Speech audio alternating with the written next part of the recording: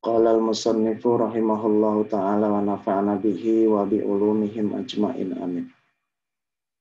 Bismillahirrahmanirrahim. Faslun, bermula ini itu suatu pasal. Wal mar'atu, bermula perempuan, tukhalifur rajula, membedai laki-laki fi khamsati asya'a, pada 5 perkara. Perempuan berbeda dengan laki-laki pada 5 perkara.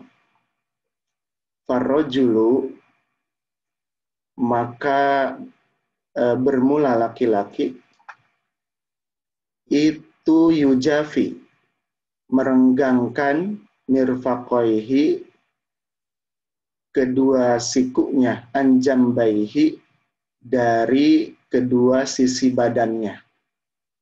Jadi ketika takbiratul ihram, laki-laki mengangkat sikunya supaya jangan menempel ke dua sisi badannya. Diangkat kedua sikunya.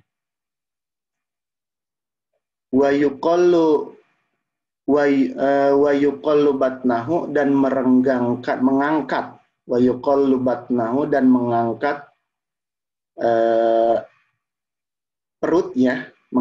perutnya anfahdaihi, dari kedua pahanya, firruku'i wasujudi, pada ruku dan sujud. Jadi ketika laki-laki ruku dan sujud, terutama pada sujud ya, kalau ruku sudah jelas ini renggang. Pada sujud perutnya tidak boleh menempel kepada kedua pahanya. Jadi harus diangkat. Wa yajharu, dan mengeraskan suara. Si rajul, laki-laki ini harus mengeraskan suara, disunatkan ya. Mengeraskan suara fi maudhi'il jahri, pada tempat mengeraskan suara, yaitu 2 rakaat yang awal pada sholat maghrib, sholat isya, dan sholat subuh. Pada 2 tempat, pada 2 rakaat itu yang awal, maghrib, isya, dan subuh, sunat suara bacaannya dikeraskan, yaitu pada bacaan Fatihah dan surat Al-Quran.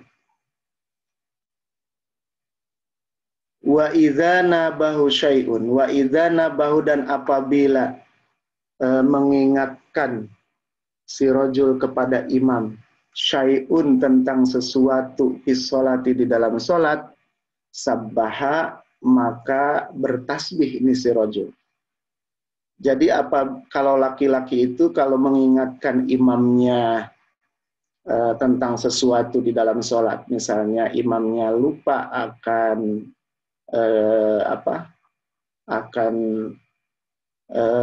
gerakan sholat, misalnya harusnya tasyahud, tetapi imamnya mau berdiri aja, maka makmumnya harus mengingatkan, dan mengingatkannya itu kalau laki-laki dengan mengucapkan tasbih, subhanallah gitu. Nah, mengucapkan tasbih ini pun niatnya jangan hanya mengingatkan imam, tetapi harus niat berzikir. Karena menurut sebagian ulama, kalau membaca tasbihnya ini hanya dengan maksud mengingatkan imam saja, maka bisa membatalkan sholat. Jadi membaca tasbihnya harus niat berzikir.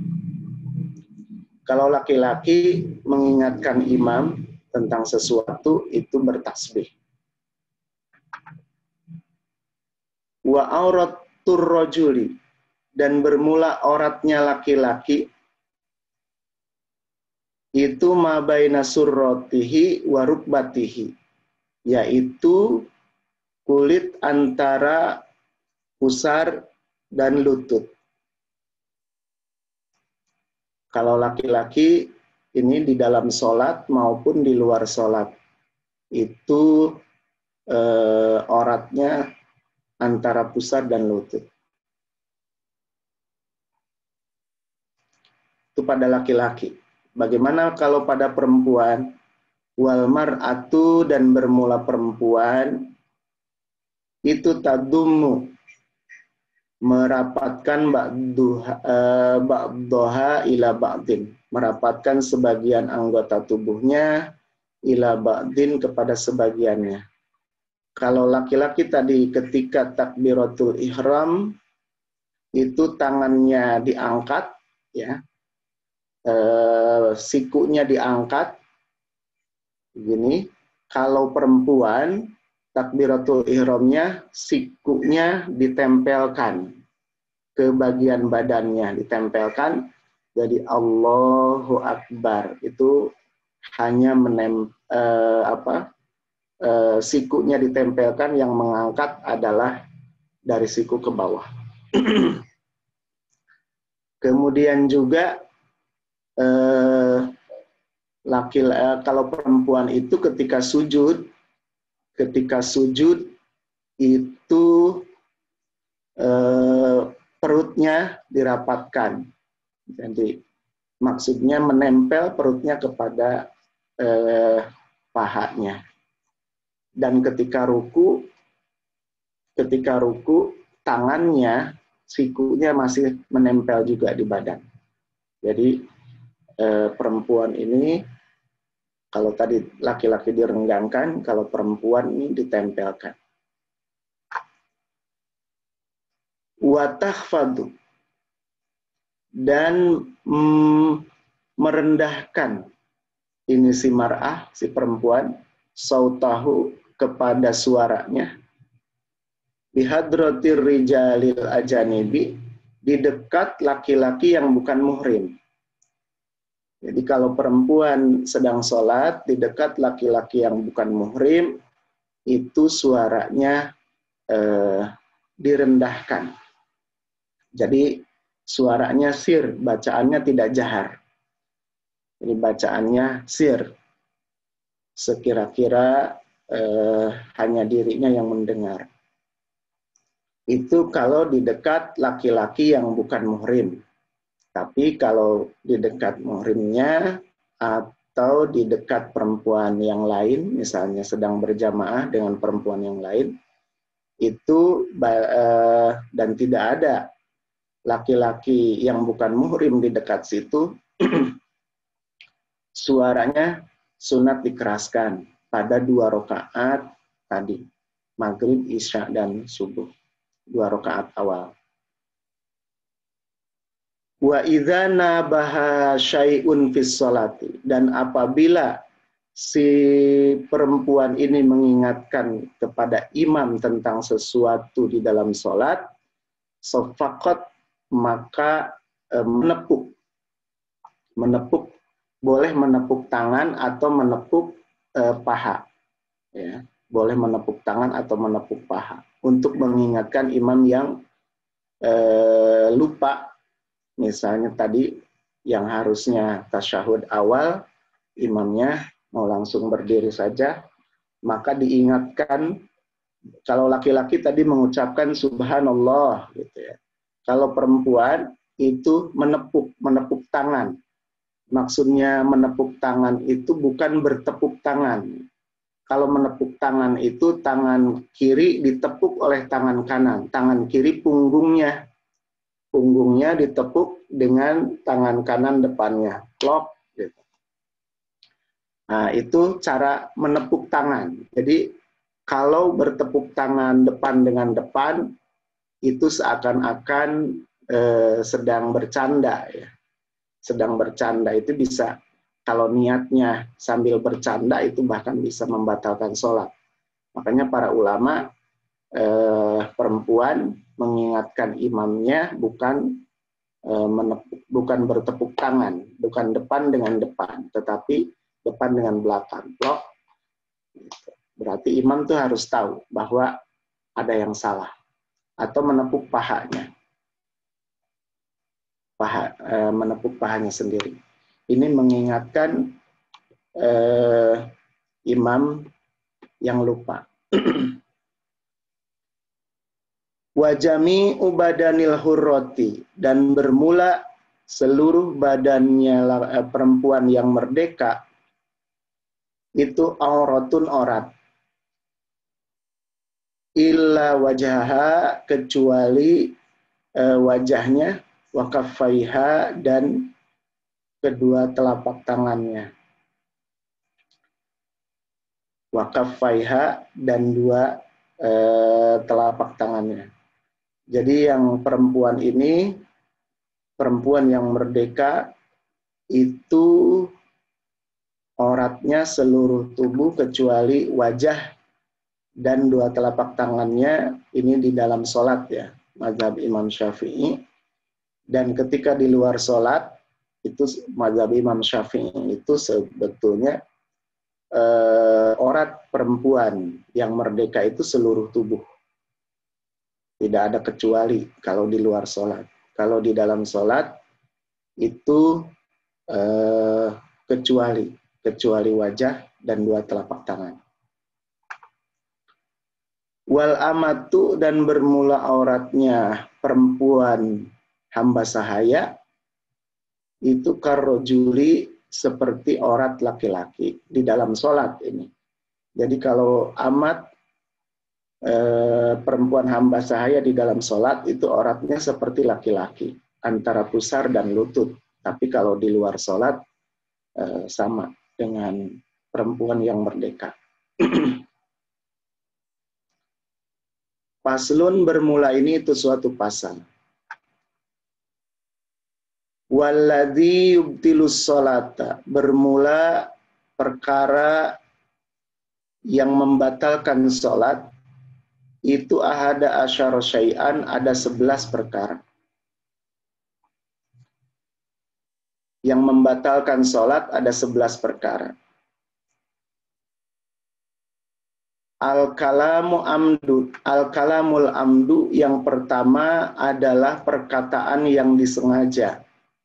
Perkataan di luar bacaan sholat yang disengaja, maka itu membatalkan sholat. Walaupun perkataan itu hanya satu huruf tetapi memiliki arti. Satu huruf memiliki arti. Kalau satu huruf tidak memiliki arti, itu tidak membatalkan. Tapi kalau satu huruf memiliki arti, itu membatalkan. Di dalam bahasa Arab itu ada kata qi gitu ya. Qi itu artinya fi'il amar, yaitu peliharalah, jagalah gitu. Jagalah olehmu. Nah, misalnya sedang sholat, nah, itu ada barang yang akan jatuh, kemudian dia memberitahukan kepada orang di sekitarnya yang tidak sholat, gitu ya, jaga olehmu, maka itu batal sholatnya kalau disengaja. Wal amalul kasiru, dan gerakan yang banyak. Gerakan yang banyak itu artinya lebih dari tiga ke atas ya. Dalam bahasa Arab itu kalau 2 masih belum dianggap banyak. Kalau sudah 3, itu 3 ke atas itu sudah dianggap banyak.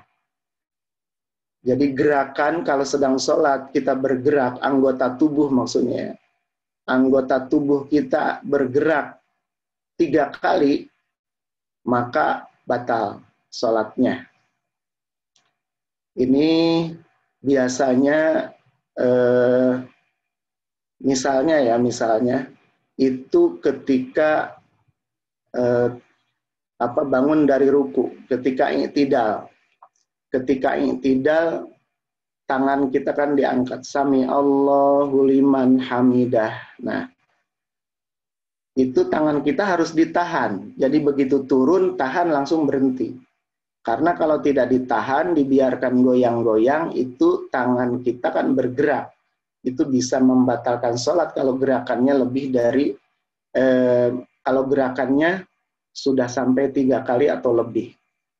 Jadi sami Allahu liman hamidah, harus didiamkan. Kalau bergerak, 1 ke depan, 2, 3 ke belakang lagi, itu sudah batal sholatnya. Atau misalnya kita mau masuk ke barisan, Maksud misalnya kalau sholat di masjid yang besar, misalnya ketika sedang sholat, ketika mulai sholat kan langsung pada maju ya, Nah, imam sudah sholat, sedangkan yang lain mengikuti, tapi tiba-tiba ada barisan di depan yang masih kosong. Nah, itu sebaiknya diisi. Ya, emang sebaiknya diisi. Kalau misalnya tidak madorot, ya. Tapi kalau madorot ternyata di depan masih banyak, gitu ya, itu sudah diam saja. Karena nanti kalau kita bergerak, kalau kita melangkah, itu bisa membatalkan sholat kita. Jadi kalau misalnya kita melangkah kaki kanan kita mau maju nih ke depan, satu langkah itu kaki kanan yang melangkah, kemudian kaki kiri menyamakan. Ya. Maka itu kalau 2 itu masih belum batal. Jadi kaki kanan maju 1, kaki kiri maju 2. Nah, itu harus berhenti. Kalau misalnya melangkahnya begini, kaki kanan melangkah 1, karena masih jauh, kaki kiri melangkah lagi ke depan 2.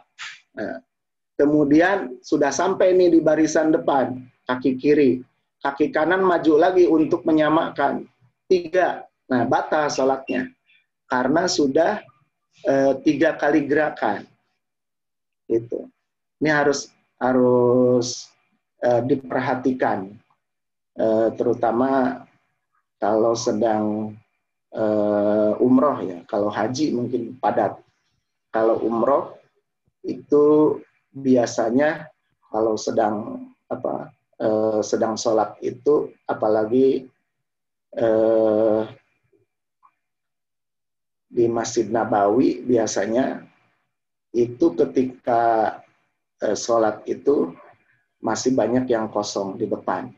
Nah, kadang-kadang itu orang-orang di sana suka menyuruh kita untuk maju, padahal maksudnya untuk rapat dengan barisan dia, karena di sampingnya masih kosong yang di depan.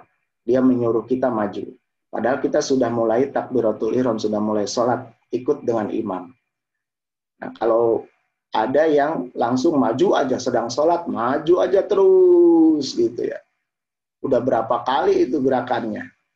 Nah, itu menurut Imam Syafi'i itu batal sholatnya. Karena sudah melakukan gerakan yang banyak, 3 kali atau lebih.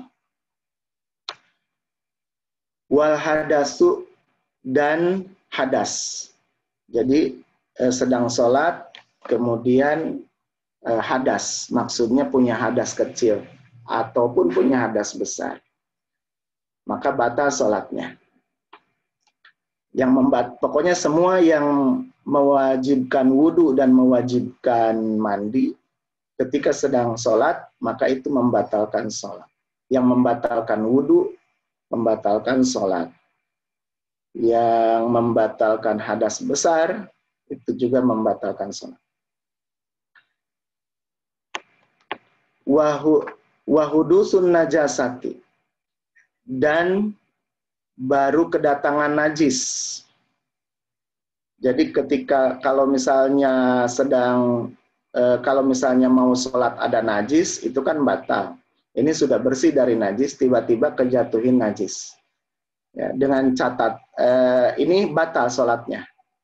Bisa tidak batal apabila najis tersebut najis yang kering. Misalnya ketika sedang duduk tiba-tiba ada bangkai cicak ya jatuh, nah, maka itu harus segera dibuang tanpa dipegang, jadi tanpa dibawa dulu ininya, jadi disentil gitu ya, disentil supaya tidak ada di kita, di badan kita. Kalau dibawa, misalnya dipegang terus dipindahkan sama kita, itu batal. Tapi kalau disentil saat itu juga, jadi begitu jatuh kita sadar ada bangkai cecak misalnya ya, kemudian kita sentil, lepas. Itu kalau najisnya yang kering. Kalau najisnya yang basah ya batal sholatnya, harus dibersihkan dulu, baru kita sholat lagi. Wan kisyaful aurati, dan terbukanya aurat. Terbuka aurat bisa membatalkan sholat apabila tidak ditutup saat itu juga. Gitu. Kalau misalnya kita sedang sholat di luar misalnya ya, kemudian ada angin sehingga pakaian kita tersingkap, terbuka aurat, langsung tutup. Kalau tidak langsung ditutup, dibiarkan begitu saja, batal sholatnya. Wa tagyirun niyati, dan berubahnya niat, ini bisa membatalkan sholat. Misalnya, ketika sedang sholat, tiba-tiba ada keinginan, saya mau membatalkan sholatnya, maka saat itu juga batal sholatnya. Atau ragu-ragu, niatnya jadi ragu-ragu, karena misalnya ada tamu, kita sedang sholat, ada tamu, dan kedengarannya tamunya penting, itu ragu-ragu, batalkan jangan ya, batalkan jangan ya, maka itu sudah batal. Ya, walaupun belum dibatalkan menurut dia, padahal itu sudah batal. Kalau ragu-ragu apa batalkan apa jangan. Ini niatnya berubah. Atau juga menggantungkan sesuatu. Niatnya akan dibatalkan apabila sesuatu terjadi. Misalnya, kalau misalnya biasanya ini anak remaja ya, misalnya yang sholatnya misalnya yang perempuannya, ketika sedang sholat, nanti kalau si dia datang nih, ya calonnya ini datang, nanti akan dibatalkan sholatnya. Gitu. Kalau si dia datang, nanti akan saya batalkan sholatnya. Maka walaupun si dianya itu tidak datang, tetap itu sudah batal sholat. Ketika menggantungkan sesuatu, gitu ya, ketika menggantungkan sesuatu akan membatalkan sholat, digantungkan kepada kejadian yang akan terjadi, maka saat itu juga batal sholatnya. Wastidbarul kiblati, dan membelakangi kiblat. Wastidbarul kiblati, dan membelakangi kiblat dengan sengaja. Dengan sengaja. Tapi kalau misalnya sholat di kendaraan, itu misalnya sholat di kapal air misalnya, pertamanya sedang menghadap ke kiblat, tapi kemudian kapalnya belok, itu tidak batal sholatnya. Wal aklu wasyurbu, dan makan dan minum. Makan dan minum itu bisa membatalkan sholat. Pokoknya semua yang membatalkan puasa itu membatalkan sholat. Makan dan minum. Kecuali yang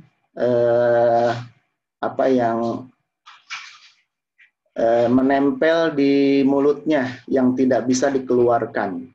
Ya, misalnya yang nempel di gigi ketika sedang sholat itu kemudian lepas dan tidak bisa lagi dikeluarkan, malah masuk aja ke tenggorokan.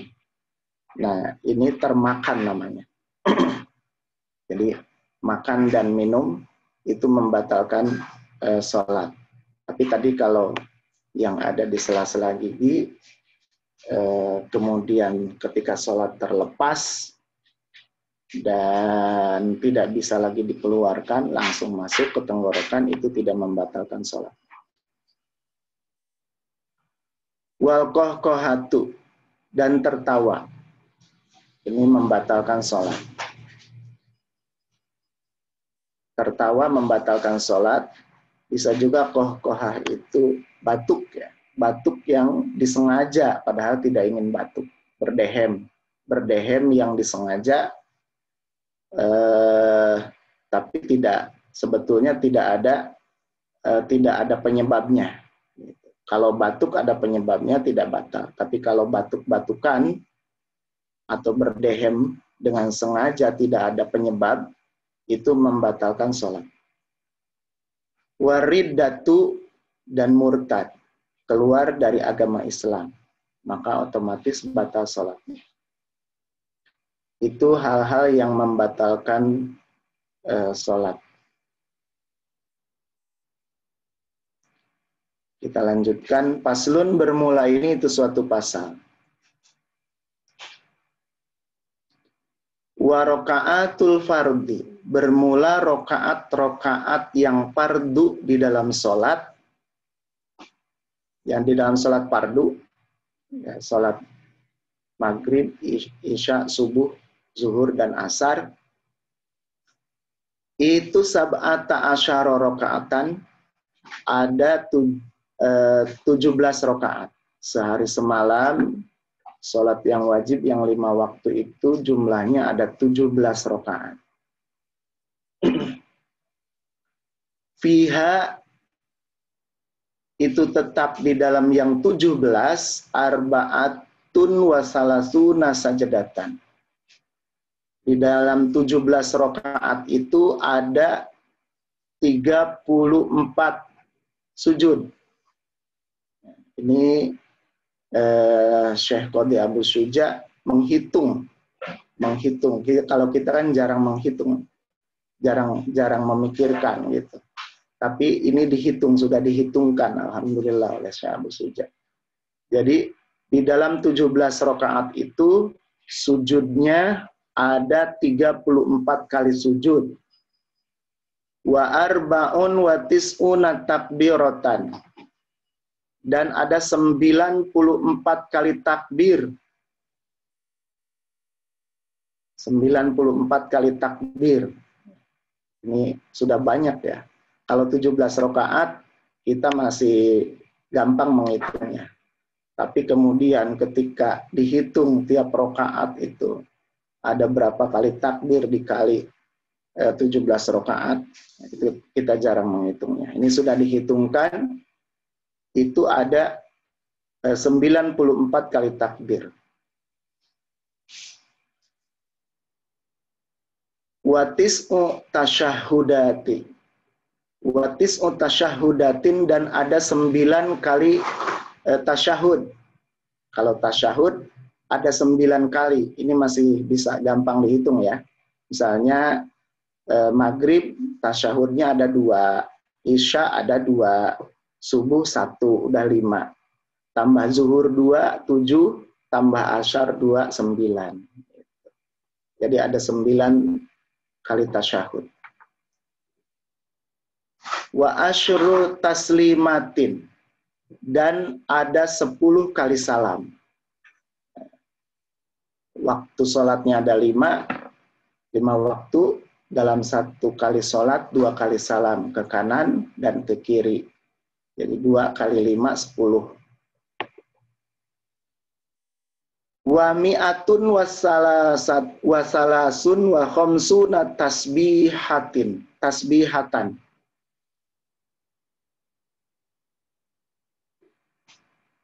Dan 153 tasbih, mengucapkan subhanallah, baik itu subhana rabbiyal azim wa bihamdi atau subhana rabbiyal a'la wa bihamdi. Jadi dihitung oleh Kiai Musannif ada 153 tasbihnya. Wa jumlatul arkani fis shalah, dan bermula jumlah rukun di dalam salat. Jadi yang dikerjakan, yang termasuk ke dalam rukun di dalam salat sehari semalam itu mi'atun wa sittatun wa ishruna ruknan. Ada 126 rukun. 126 rukun. Fis subhi, di dalam sholat subuh itu salasuna ruknan, ada 30 rukun. Wa fil maghribi, dan di dalam sholat maghrib itu isnani wa arba'una ruknan, ada 42 rukun di dalam sholat maghrib. Wa fir rubaiyatin, dan di dalam sholat yang berbangsa 4 rakaat, yaitu sholat isya, sholat zuhur, dan sholat asar, itu arba'atun wa khamsuna ruknan, ada 54 rukun. Ini perhitungan Kiai Musannif sudah menghitung, Syekh Abu Suja. Jadi kita tidak perlu menghitungnya lagi, yang penting gerakan sholat kita dijaga ya sesuai. Waman ajaza, dan apabila seseorang lemah, tidak mampu anil qiyami, dari berdiri di dalam sholat, fil fardiyati, di dalam sholat fardu, sholla jalisan, maka sholatlah sambil duduk. Kalau tidak mampu berdiri di dalam sholat fardu, dengan catatan tidak mampu. Ya. Kalau masih mampu, wajib berdiri. Kalau tidak berdiri di dalam sholat fardu itu, kalau dia mampu berdiri tapi malah duduk, itu tidak sah sholatnya. Jadi bagi orang yang mampu berdiri, berdiri.